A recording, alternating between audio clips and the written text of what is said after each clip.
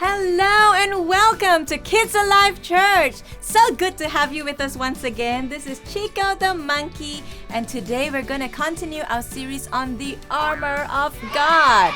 Why is the armor of God so important? Because it actually helps us to stand against the schemes of the enemy. Schemes, the plans, enemy, Satan. So the armor of God helps us to fight against the plans of the bad guy, which is Satan. All right? Today we're continuing our series and we're going to talk about the shoes of peace.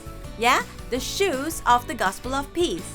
And so I was thinking of shoes. Oh, I love shoes. I love to go shopping for shoes. So my friends invited me to go on a hike after this MCO thing, and I'm so excited. But I was wondering if I should wear these shoes because they are so new. And my friend never saw me in it before, and so I was thinking if I should wear this and go hiking or not. What do you think, Chico? No, you don't think it's a good idea? What about these ones? Do you think these are better? Yeah? Alright, I think these are better too because they would prepare me better. If I would wear this and go hiking, I would probably fall, hurt myself, hurt my ankle, and I wouldn't really do so well, right? But these ones, I could probably run through the trees and forests and have a good time, right? Without even getting hurt. Now, God has given us the gospel of peace. Shoes as the gospel of peace. Our shoes have to get us ready for what is coming ahead, right? What is coming ahead of us? Now, we're going back to school, so we need to be ready to go back to school with the gospel of peace. So you don't just get prepared for school, you're going to go back to school with something different in your hands, in your heart, to go and share with your friends. Now, there's this guy in the Bible. His name is Paul.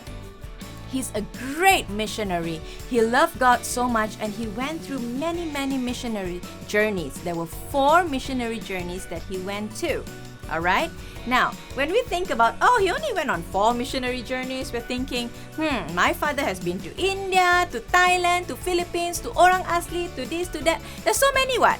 Okay, you have to remember this. In those days, Paul had to travel on a boat, a huge ship, all right? And so Paul would travel on the boat, and you know what? He had to go through storms. He was shipwrecked. He was persecuted. He was thrown in jail. I mean, this guy went through hell pretty much, and he still carried the gospel with him.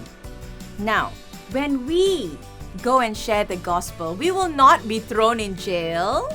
We will not be persecuted. We will not be shipwrecked.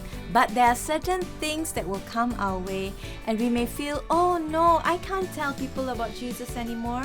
But you know what, guys? I want you to know that God's peace will be with you when you ask Jesus to come and help you, come and guide you. He will bring you peace. Now let's look at this picture. This picture represents us. It's a little boy smiling, right? So there are certain words that will come our way.